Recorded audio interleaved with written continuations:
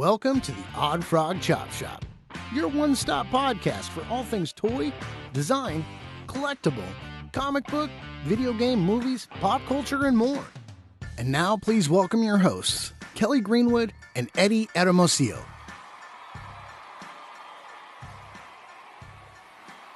Hey guys, welcome back to another episode, another installment of the Oddfrog Chop Shop. It's been a while since we actually sat down, all of us here, and actually kind of did a podcast in a podcast style manner. So we're back with another episode where you want to talk updates. We want to talk about the prototype, which is now in hand. We've been throwing up a lot of pictures on social media, on our Instagram. We've been dabbling in Discord and Reddit, and we've been trying TikToks and Twitters. We're trying everything to continue, or I guess you would say at this point, to pick up the momentum once again that we once had. We all know the co-hosts and my business partners over here, Mikey, the producer, and Kelly Greenwood. And yeah, we're just nothing formal. We're trying to keep it relaxed. It is Friday night, about 8 p.m. here on the West Coast. So we're just going to hang out, chit-chat, talk, chop it up, and talk about other things other than the Bandito. The Bandito is our main priority, but, as a design company, we also are doing other things, comic books and action figures and board games. And the Bandito is the launch of all that. It's the beginning of Oddfrog Entertainment, which is the idea we're trying to get going now, Helping fund the Bandito will fund, a lot more things, or at least can start, helping us get assets together to pursue other ideas, I guess you would say. So, yeah, without further ado, let's chop it up, guys. What's up, man? What's up, guys? Hola. What's up, Mikey? Doing good, man. How you doing good? way up there in Seattle? How's the weather up there? It's cold. It looks is cold. It's a little chilly. Yeah, we're getting cold down here, too. It's a chilly 67 degrees. So rough. I think it was about 34 earlier today, so. Wow. A little chilly, but. I lived up there for 10 years. No, thank you. I'm back home in the sunshine where I belong. But Yeah. 'Tis the season. We got lights going on, and Yep. I bet it looks beautiful. Almost as good as the Chop Shop garage decorated and And holiday Christmas lights attire. and decor. Yeah, thanks, I'm just gonna go ahead and pull that up. Yeah, bring them up. So yeah, we got the prototype last week on Friday. We are, aside from being entrepreneurs and business owners, Kelly and I, and then Mikey, we also have day jobs. We're all parents. We all have kids, and we all, have, I guess you would essentially. Did I say that? Hey, already? mine are Day grown, jobs? man. He Mine has are grown and kids. gone. I have 13. Mine I have twin 13-year-olds and a 4-year-old. One's a boy, one's a girl, and then one 4-year-old girl. Kelly has a 7 to 18-year-old. And He's just about to turn 18. Yep. yeah, January. Yep. so we got a lot going on behind the scenes aside from this beautiful picture here.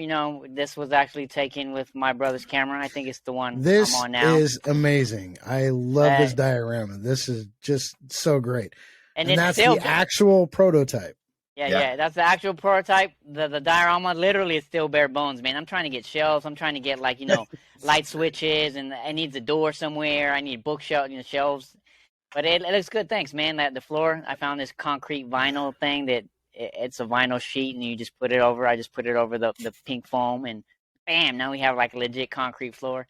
But yeah, Perfect. man, I don't know. This is an idea. Me and my son, I was just like, I have a hard time sometimes coming up with compositions, but I mean, I guess they're working out. I've never really dabbled a lot in photography, but What's this guy doing down here? What are you he's doing up there, admiring Dad? Logan, bro. Yeah, exactly. That's exactly what I was going for. A dad fixing the car and his kid. That's my dad. That's how my dad taught me. My dad. I would be there handing him monkey wrenches and Yep, Allen, yep. and he would be like, "Nah, let me get a 14mm socket. I need." And I'd be looking through the socket. You know what I'm saying? So, that's things that I remember that I told my son, and he was setting these toys up, and yeah, it was kind of cool. But I mean, these Learning shots a lot of turned new out. language in that garage too. Yeah. No, but I love the tree too, man. You got little Christmas presents under there. Yeah, I just got that, dude. It was on sale, like 50% off at what was it, Michael's? And I mean, this thing is sweet, dude. Like the level of detail on it, like lights. I mean, it's like Backing on up a little bit. Oh, okay, yeah. Look at it. that's good. That's awesome. Nice. I mean, it's pretty dope, yo. That's about the size of Christmas tree I can afford this year. That's the only tree I got so far. So hey, it's my garage. I think what I'm really proud of it as a team is we hit our design criteria, in my opinion. It looks great in photography. I love how the light hits the angles. And that's just matte black. So, I mean, you can imagine with a nice paint job what it could do with all the reflections and stuff. And the level of detail and the fact that we got electronics on it. I mean, as really essentially our first product as a company and our first prototype, I think we nailed it. And I think it's absolutely top tier. love it. Yeah, I do too. It's premium. It looks premium. And, yeah, I mean, that's what I'm really proud of when I see it in these pictures, knowing that that's kind of what we designed it for people to take shots of their favorite characters and, kind of those movie quality shots. I feel like we hit it. And I think it would even be more so once we got to the actual product, where we didn't have to have paint on it, but it was actual black pellets and soft tires, I mean, it would definitely elevate it. And then, like you said, it is the prototype, and imagine it being customized to whatever you want. Imagine flames coming off the side. But again, It is the prototype, and I will reiterate, we have been taking notes. We are implementing design changes, which, of course, whenever you do that, will, push dates back. But, these design changes can be done in 2 weeks, tops, couple weeks to the STL files. My goal is to hopefully at least maybe try to get one more prototype after that, but I mean, we'll see, because we don't want to have to end up going to prototype after the next model and then be like, damn, we went like. So we kind of want to make sure, but there are some things we want to change, some things about the trunk that we want to change, and there's certain things that we've considered, and like I said, we've been taking notes, suggestions, and ideas, trying to please as many people and satisfy the overall, or get an overall general positive consensus of the vehicle, the car itself. So, and this is the stage in which you do that, when we Exactly. have the prototype before we go to tooling. This is where we can make all those design changes, because really it still exists in, a 3D model, which is where you make all the changes. So yeah, we have the prototype, but before we go to tooling with all the 3D modeling, then we can make all the little tweaks and stuff like that. So, tooling is something that I think we should probably address, or we can address at some point. Tooling is very expensive, guys. I mean, I understand. Like, I think we've made posts, but I think I've made a few posts. It might have been on like Reddit or Discord, but we've made comments about what tooling is and why it's expensive, and there might be a slight misconception as to exactly what it was. But we also addressed that in that podcast the other day. I mean, in that live we did. But yeah, tooling, guys, is more than just moving parts. It's essentially everything that is produced almost in large quantities requires some sort of tooling, which is a negative of the actual product, like a mold, But these molds are cast in like high grade aluminum, high heat resistant aluminum and steel, and they're machined out. So they're like precision. Each tooling, they're called dies. Each tooling die can range, depending on the size, from a couple $1,000s to like $20,000, $30,000, $40,000 per die. We need a minimum of 6 dies right now. We have 76 parts, and that's a minimum of 6 dies. They're gonna vary in size and price, but that's 6 dies, which is a big part of the money. But just wanted to reiterate that part of it. But in fact, I was going to say, this is probably a good time to go ahead and insert that video. So Eddie had found a really good video kind of explaining what tooling is. Right. And then, so Mikey, why don't we go ahead and just roll that short video real quick? I think it explains it real well. Here we go. To make a plastic part for a product, the manufacturer has to first commission a mold-making company to design and produce a plastic injection mold. The mold begins as bars of chromium steel, a highly durable metal that can withstand repeated high-pressure injection of plastic. Workers assemble several bars into a block called a mold base. They mount this base on a milling machine, which shaves the bars to the right dimension. This step is critical, enabling them to later machine the base into a mold that's true to the technical design, right down to the 100th of a millimeter. A mold usually consists of two halves, each of which is comprised of several components. The factory drills strategically positioned holes in each base for the guide pins and bushings that hold the components together when the plastic's injected. A grinder now goes to work smoothing and leveling all surfaces. This prepares the base for the high-precision machining operations that will transform it into a mold component. A computer-guided tooling machine called the CNC slowly machines the base, wearing away the steel particle by particle to create the mold component shape. This one, part of a mold for the plastic rim around a snowmobile's front headlight, takes 20 hours to complete. From here, most mold components go on to a second tooling machine, especially if they require fine detailing that this CNC machine isn't capable of carving. The second machine is outfitted with a copper electrode in the shape of the plastic part, in this case, a snowmobile oil gauge. After polishing the electrode to ensure flawless casting, they use a sophisticated measuring device to verify the dimensions.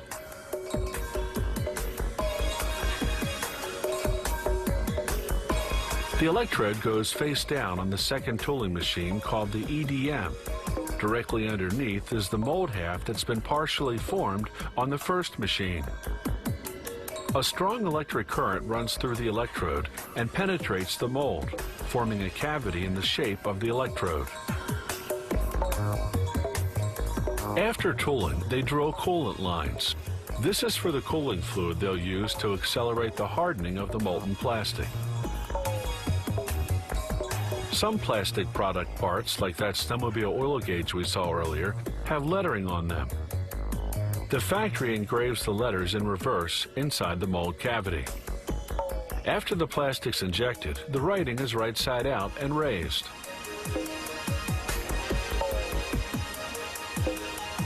The surface of the mold cavity is pretty rough from all that tooling, so they polish it smooth to ensure proper casting. Here's what the two halves of a finished mold look like. The pins and bushings fit together to close the mold before injecting the hot liquid plastic. Once the plastic cools and hardens, it's just a matter of extracting the molded plastic part. Here's a different molding method. A two-step process they're using to make buttons that go on the steering handle of a jet ski.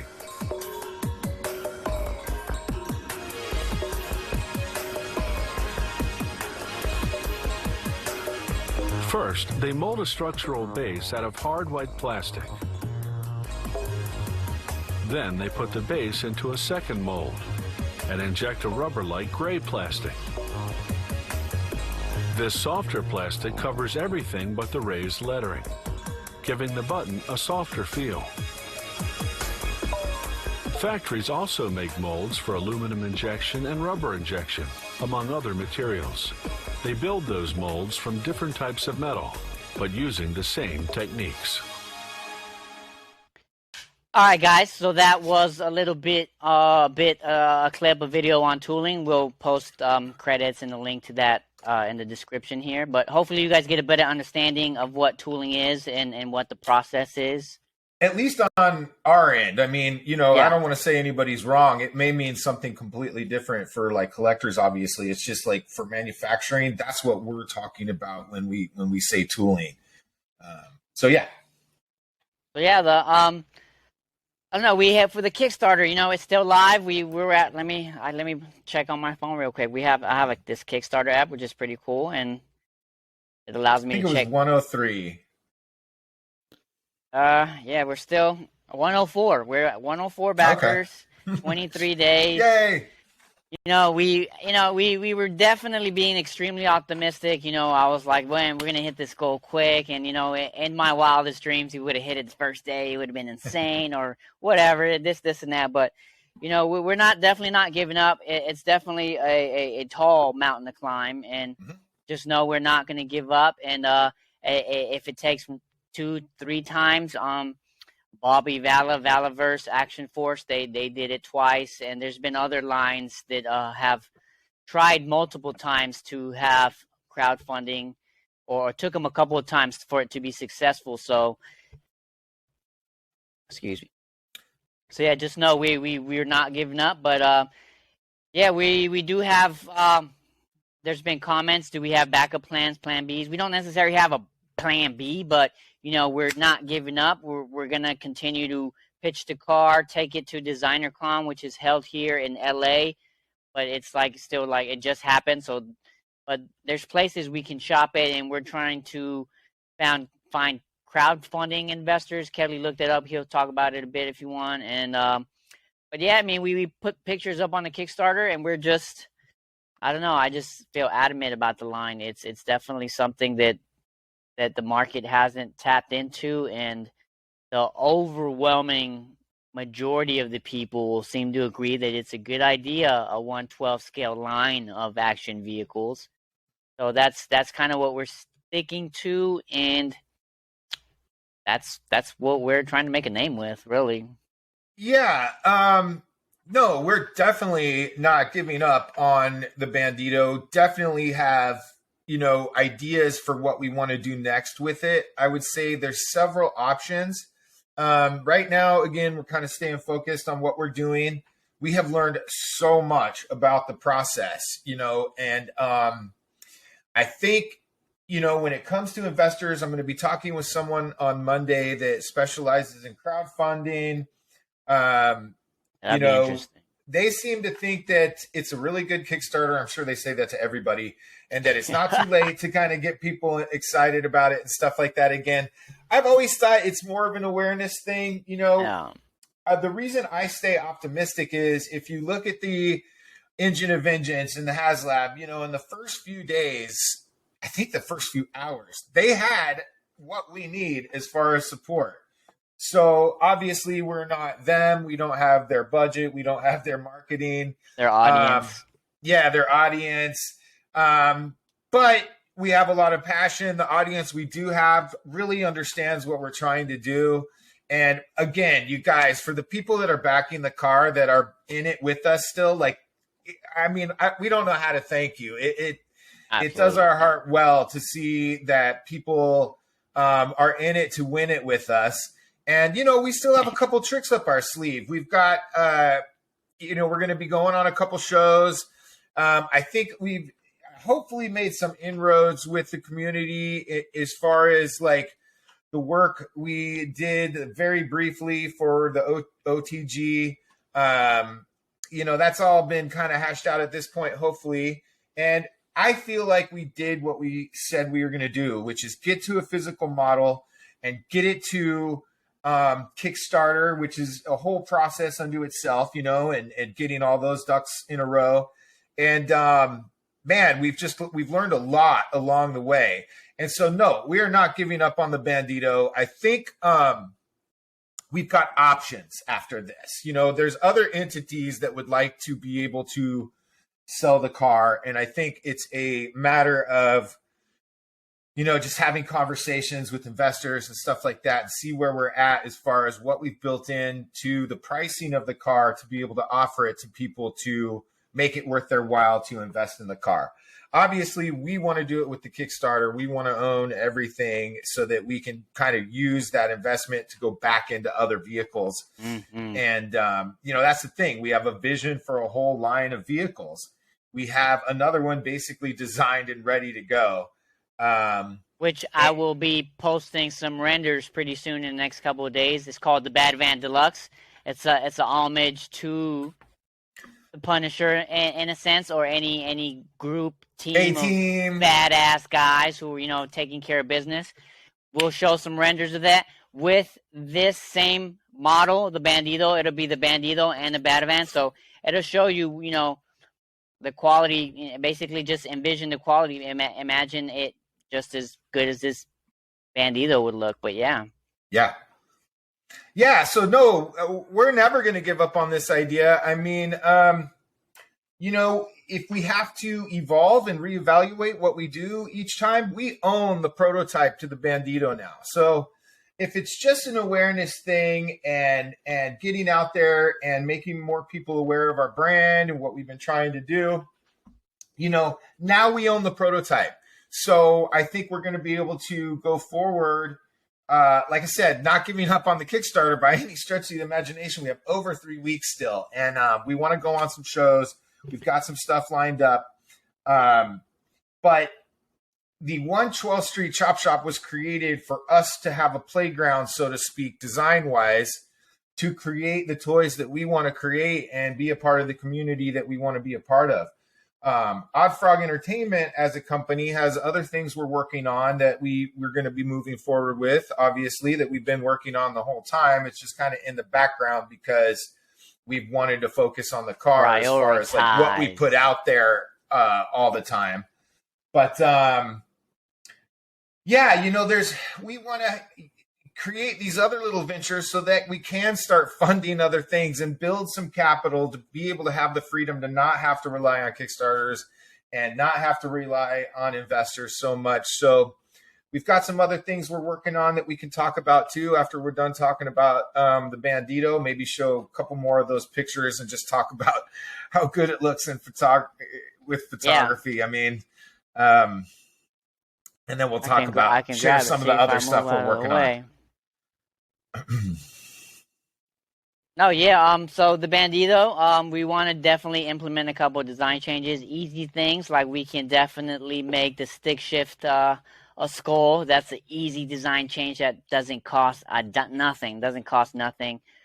We can harden some edges, soften some edges, add some details, take away some details, replace some details in certain areas. It's like I said, we still have the model. We own the 3D model of it. We have the prototype. So it's just going into, I'm not quite sure what program John uses, but he would just go into it. And, I think we want. He uses SolidWorks. It might be, yeah.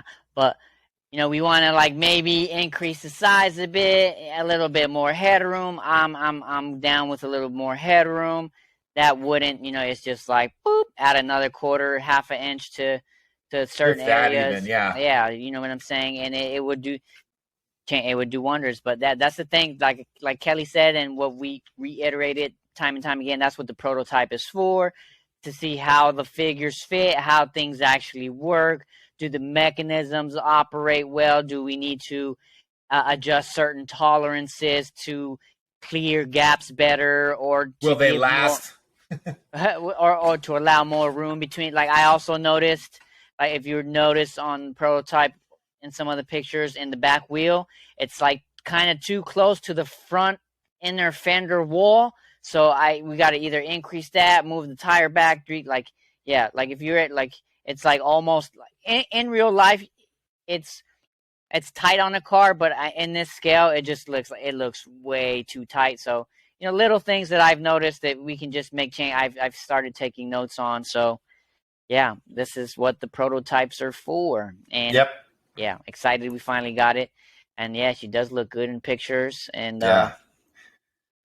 I mean, just imagining what some of the customizers would do with it and stuff. And really, I mean, I think the real art of it would come when the collectors and the customizers get it into their hands and you see what people do with your creation to completely evolve it. I'm excited about giving up some of the control of what it looks like to these customizers and just seeing the bonkers things they can come up with, because I think that would also give design feedback to me and Eddie, like, oh, okay, You want to do that? Let's play. And then we can start getting even, more extravagant with some of the add-ons. I can imagine that the Bad Van Deluxe was just some bonkers kind of, extra customization that people just take off with. Yeah, absolutely. I mean, with everybody being able to afford 3D printers and more people being informed and being able to use sculpting programs and SolidWorks and stuff like that,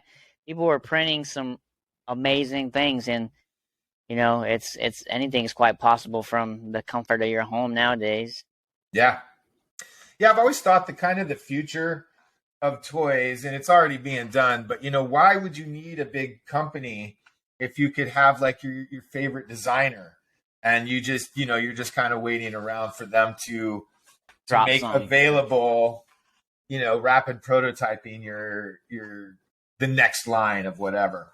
So, yeah, it'll get there. I don't know. I don't feel like the quality for prints. I mean, certainly some of them are with, And it's a lot more work. I get it. People are like suggesting, why don't we just sell the file or prints? I mean, because it's been taking a lot of work. Some people actually have made comments like it takes a lot of work. We haven't had to go on dinners and establish relationships in that way, but we've had to establish relationships with manufacturers and overseas engineers. Like, we've been up till 3, 4 in the morning having to write emails, which is equivalent to 2.5, 3 in the afternoon in China. So it's, working on relationships to be able to mass produce something is networking. Networking is a lot of work. And it's designed for like, factory assembling, I would say too. It's not really designed for rapid prototyping to be, certainly I suppose it could be done, but you have the body of the car is, like 19 inches long. So we have a fairly good size 3D printer in our shop, and, it wouldn't do that. So you would have to print it in sections essentially too, to be able to print it at your house, 2 to 3 parts, or depending on the size. Which could be done, but it'd be like redesigning the whole car really to if we wanted to do it right. People could do it. It would print in 27 hours, and then they would have to sand it and assemble 76 parts, and which, I mean, is it worth it, or would you rather pay the $185? It's something that I feel is a bargain, man. Like, I don't know. Yeah, and I mean, we may try stuff like that too. I know when we're just we're designing the motorcycle right now, and that's definitely something that we're designing in mind with like people being able to assemble it themselves. It's got a very simple, design. Not simple to design, but simple to put together. Assembly because we thought of the design where, you're just really hopefully taking like maybe 4 or 5 parts and putting them together and calling it good. So that is definitely something we would look at because the size would be right. You could do it with a fairly medium sized 3D printer and stuff. So yeah, for sure. But no, not giving up on, our dream, both me and Eddie and I, our dream is to make badass action figures. I mean, we have characters coming out of our ears that we want to do. It's just, this was the niche we saw that wasn't being fulfilled. Yeah. So that's the direction we went in, knowing that could get our foot into the door of doing action figures to go with the vehicles.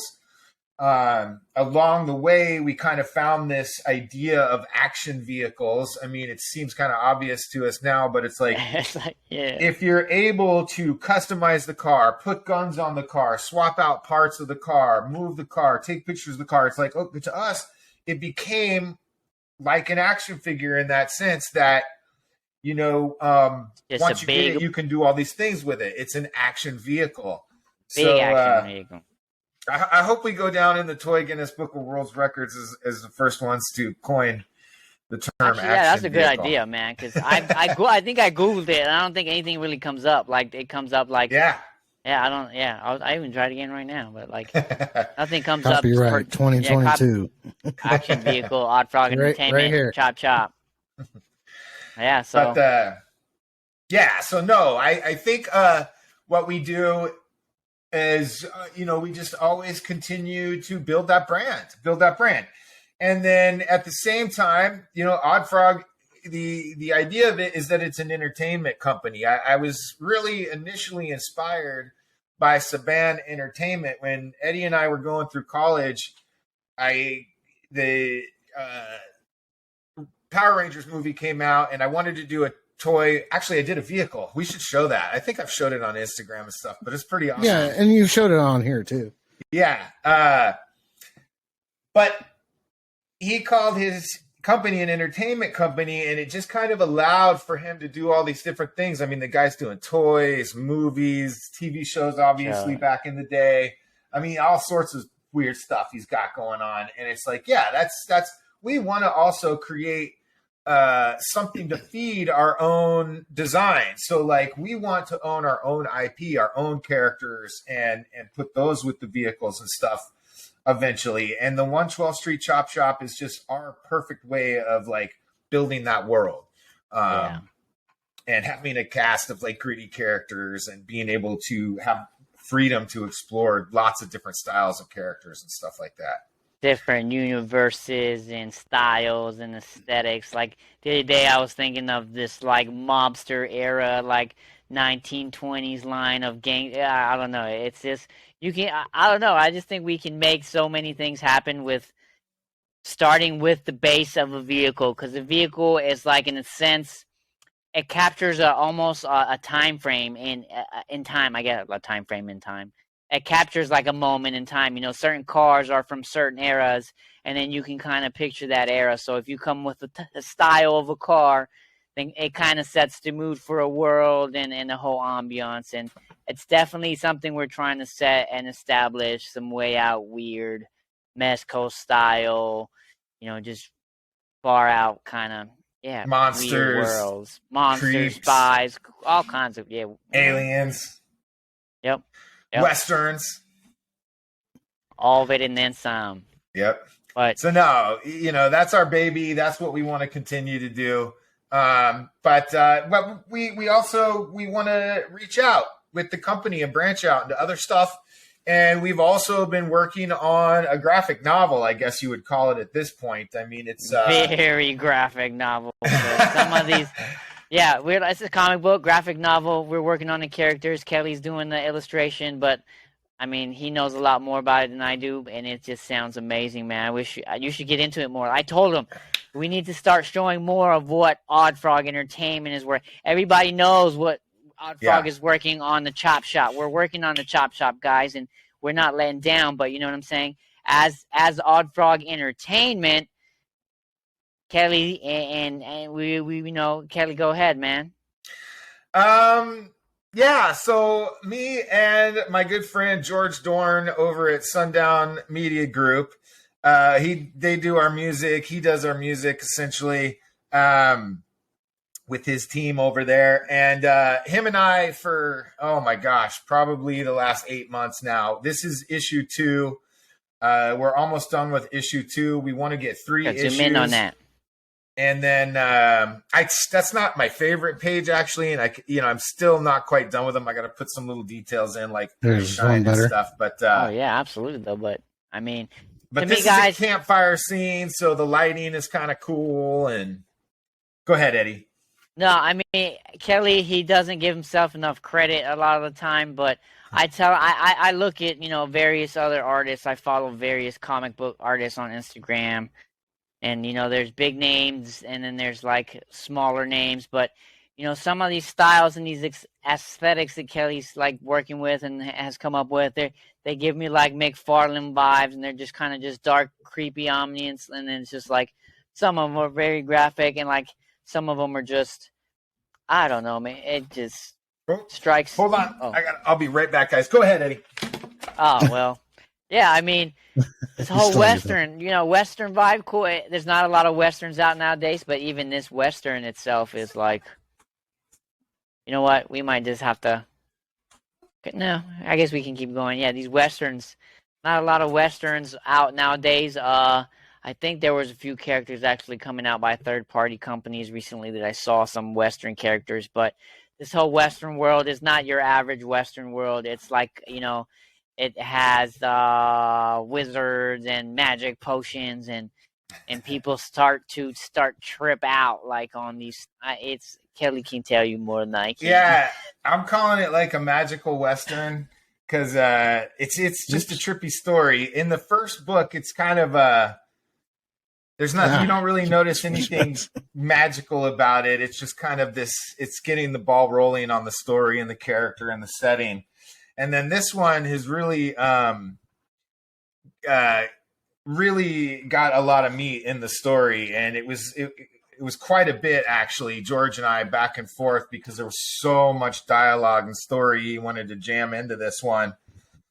But we got it to work pretty much, and yeah, it should be really interesting, and pretty proud of it. It's a lot of work, and you know, you run out of time to make everything just perfect. So you know, it's definitely a thing where there's time constraints, and you're trying to think of cool angles, and you really do a fantastic job of using that negative space, buddy.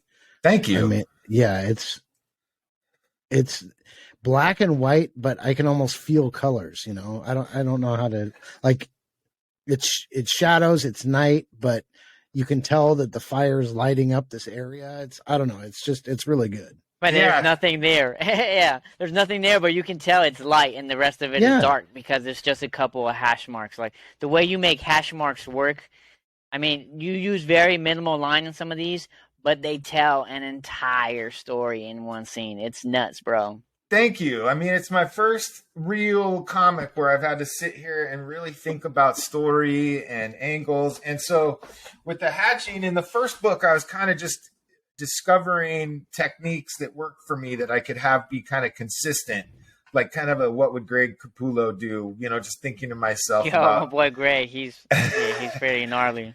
And like the hamburger meat head of Spawn stuff. I love that. All that little detail, the lines and the dots. I mean, I've seen him draw, and it's the same way. It's crazy. Like when you just start adding dots to something, or and then it just, I mean, you know, simple things elevate stuff so much.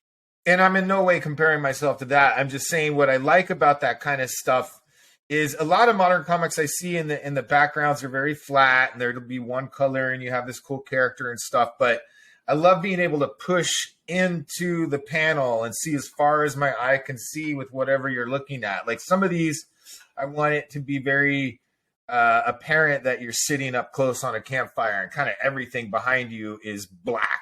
But then in other scenes, I want you to see stars or some of the background illuminated by maybe moonlight or the reflection of the fire and stuff. So it's definitely, you know, I'm just sitting there constantly thinking about the light source when I'm doing this stuff. I don't know how you do it, bro.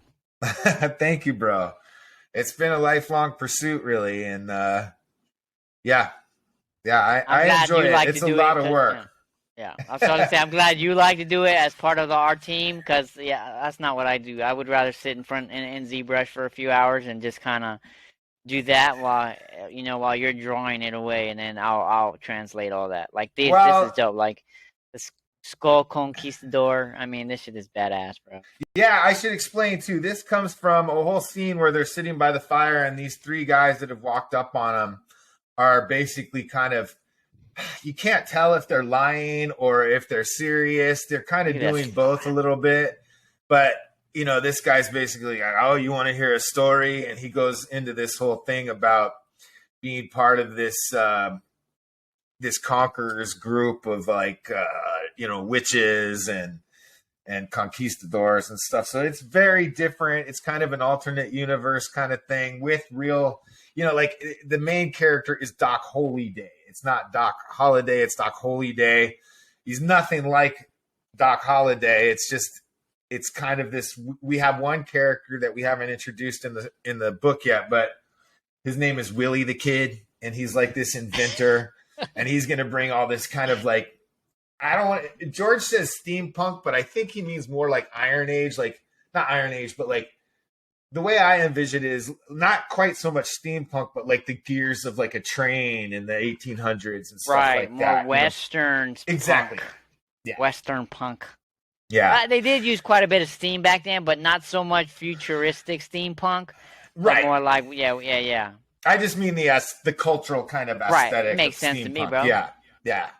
But it's a lot of fun. It's a lot of work. Like I said, you got to pencil it all first. First, you got to sit there and kind of, he'll write out brief little plots to me to the pages and stuff.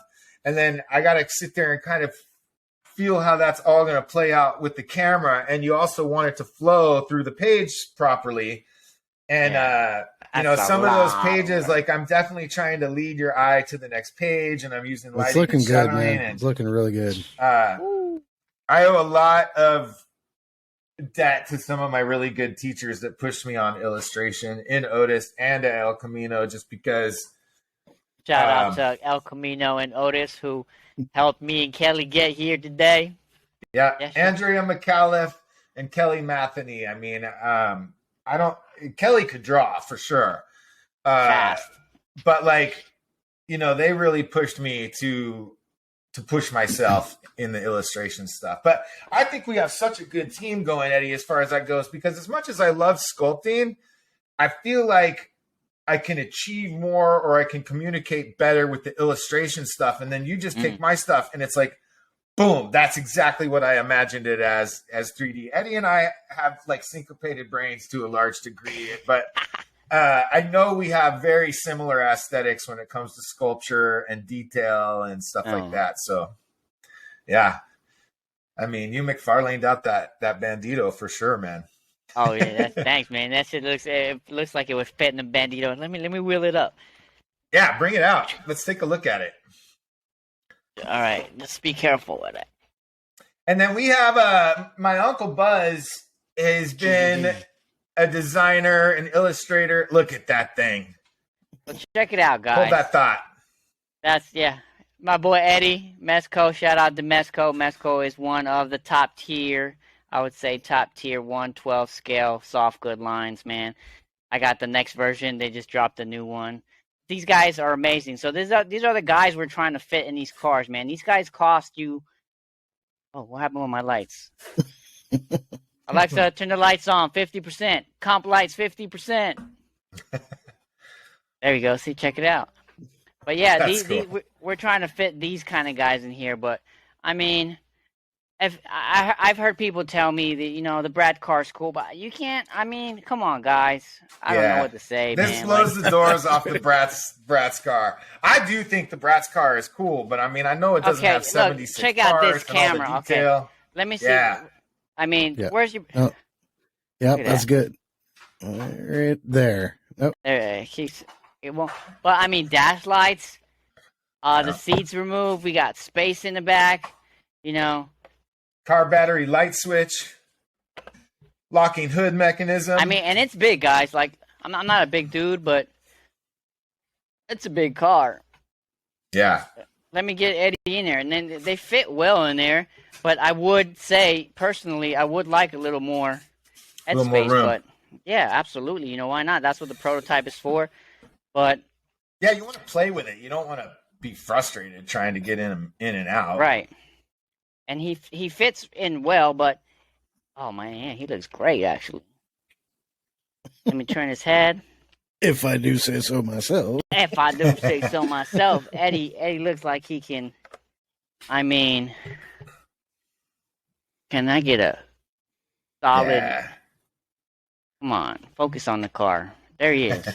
Just put it right in front of your face. There you That's so cool. Alexa, comp lights 100%. Oh man, She's like, comp I'm lights done listening. 100%. I am done listening comp to you, Eddie. lights 100%. Hit this. There you go. Yeah. He fits in there. I mean, It's so clean. See, he's not small. He's not too big. He fits just right. I mean, and maybe we should take a poll too, Eddie. What were you talking about? Why don't you go ahead and talk about how you modified one of the images in the logo?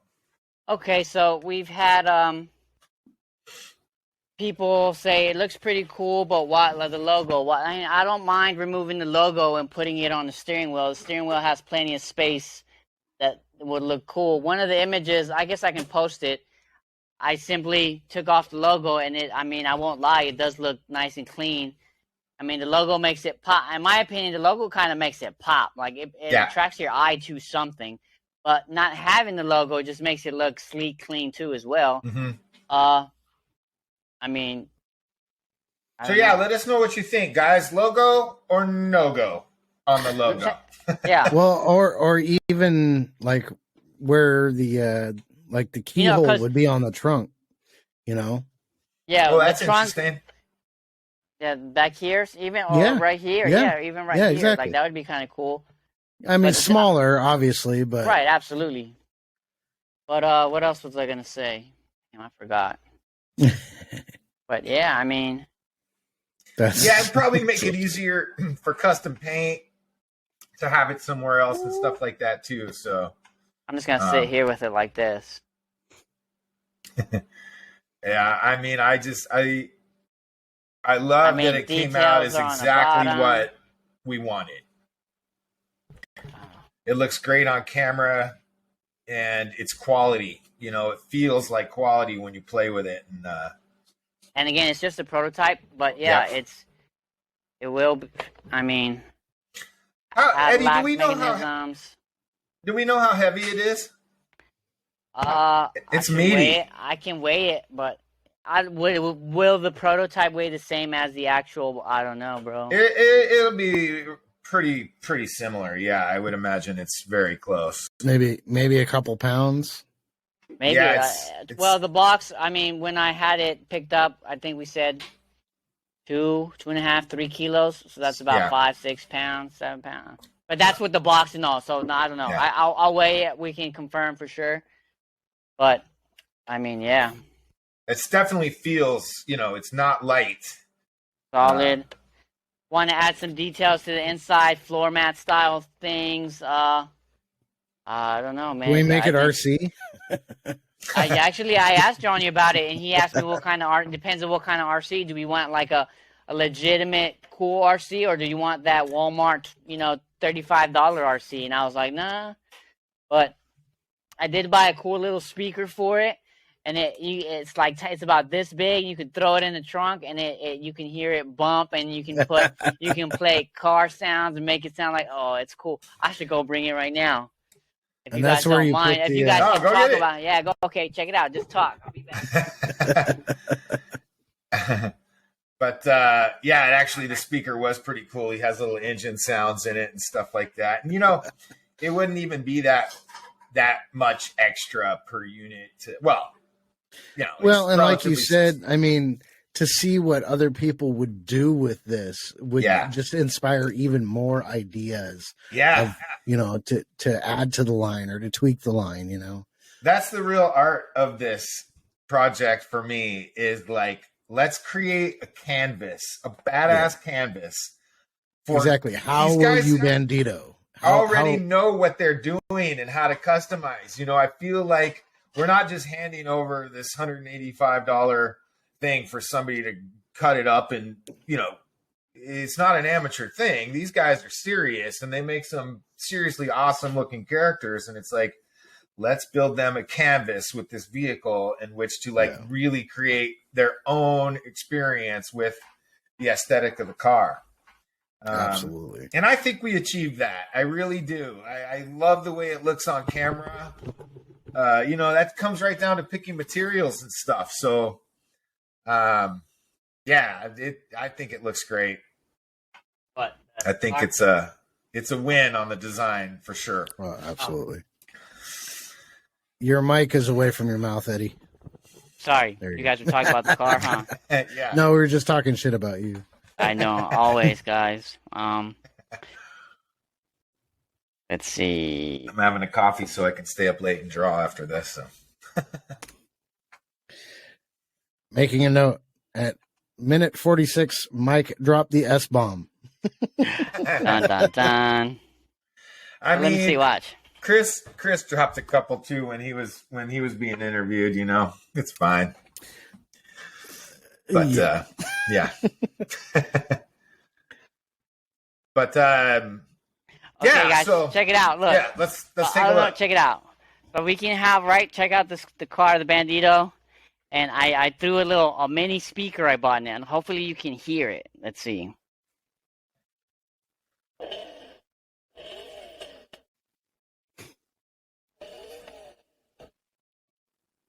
Look at that.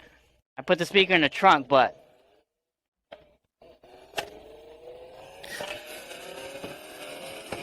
oh wow.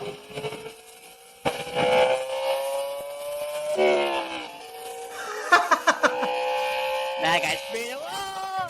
Look at this guy. I mean, that's pretty cool. So what we got to do? The car almost acts like an amplifier. Can we lower the car, put some really nice rims on it, and make it like bump? Hold on a second, guys. I bet we could lower it. Smaller. What do you mean lower what? Lower the car, like low rider it out. Oh yeah, no, yeah. Johnny has side skirts that make it look lower. Like, Perfect. I think I sent an image, but yeah, I mean this little speaker, guys, it's Bluetooth. I mean, imagine you can. Oh my God, I was playing music the other day, and it's just.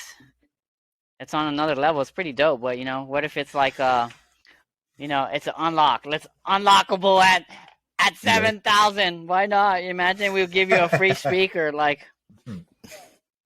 this is a pretty. I mean, you got. Yeah. It's Eddie on Discord. Dude, this is me rocking out. And then you got lowrider.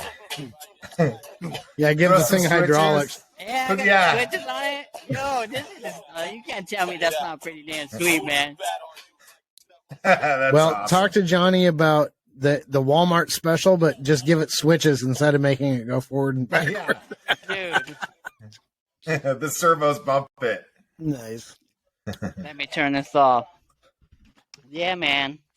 Crazy good. Yeah, gangster caddy would be cool to do. Dude, anything. Yeah. But yeah, guys, I mean, there's so much stuff. It's, I don't know, Oddfrog Entertainment. The Bandito is our first product, our first thing we're trying to launch, but it's the beginning of a whole lot more. A whole company in a sense, as we keep trying to reiterate. And I don't know. Yeah, it's essentially our flagship thing right now. You could call it. I mean, I think sometimes it sounds a little silly to say CEO and corporation and all this stuff when we're just a small company trying to get our foot in the door.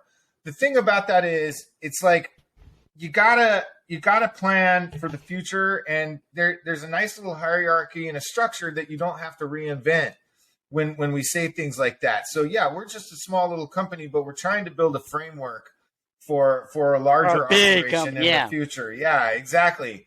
And, I mean, we all start somewhere, right? Kelly's the CEO. I'm the COO and president.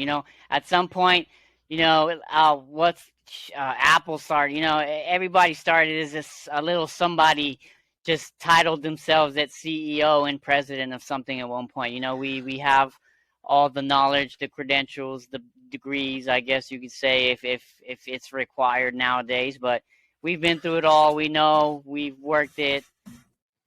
Well, and another thing is, like, you can get all that stuff. You can work for a company for 20 years. It doesn't mean you're going to know the business side of things necessarily. And for us, Mikey, Eddie, and I, and we got a couple behind the scenes players, is this is how you learn to start a corporation and a toy company. You just do it. You start it and you go. And speaking of projects in our company, I started to talk a little bit earlier about Uncle Buzz. Uncle Buzz is our, he's our behind the scenes guy. He's also a designer. He's my literal uncle, but he's also a part of Oddfrog. He was a technical illustrator for Northrop back in the day when they were working on stealth and jet fighters and stuff like that. He had top security clearance and stuff like that. And him and I have also been working on a board game him and I, it's Oddfrog. We're all working on it together. It's kind of in the stage right now where it's just Buzz and I developing like the strategy and the way it's going to look. But, Eddie will be making little moving pieces and Mike will be helping us promote it.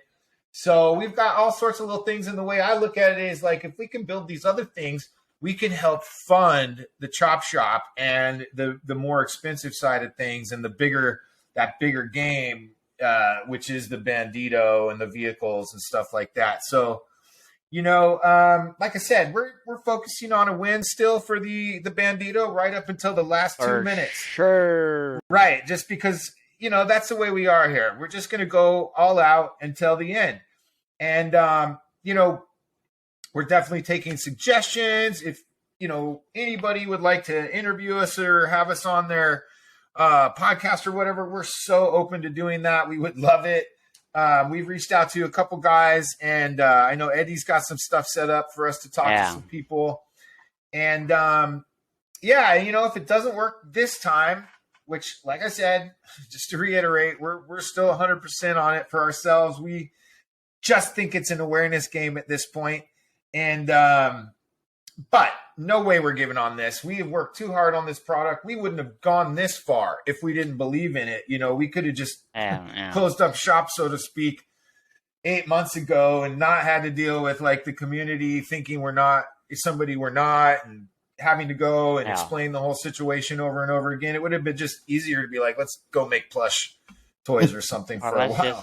Let's can this idea and let's do something else. But even then, that stigma would have still been with us, so we would have had to face it sooner or later. And in my opinion, this idea is just way too genius to let it go out, because I know given I would year 2, 3 years, somebody else, some big name is going to release a car. Something's going to happen where it's on the market, where maybe not action vehicles, but it's going to be vehicles for your action figures. And we just been here since 2019 trying to launch it. You know what I'm saying? I guess 2020, 21 when we started really the whole idea. But yeah, we want to be the first to market. We have I guess Hasbro had the first prototype, but that's where that ended. And we're not Hasbro, but we're the little mom and pop shop that, the people, the underdogs maybe would root for, or the other underdogs would root for. And we know there's other companies also trying to pitch their ideas for vehicles, and we wish everybody the best of luck on their ventures and vehicles. Plenty of room for everybody. Absolutely. So, yeah. But, so I think we'll call it good there for this one, guys. But once again, for everybody that's with us on this, oh my gosh, thank you so much. We appreciate you guys more than you know. It's so enheartening to know that you guys are with us. It means that, we're just going to continue to push this ball forward. So we appreciate you all very much. And like, share, and subscribe. Thanks for coming again, guys. And if we don't talk to you sooner, Merry Christmas, Happy Holidays, Happy Hanukkah. Much appreciate you guys. And have a great week. And y'all have a great night. Happy Holidays. All that what Kelly said. Like, follow, subscribe, tell somebody about us. Just have them check it out. They might get one or two. Who knows? But yeah, thanks everybody. Thanks for watching. Until next time.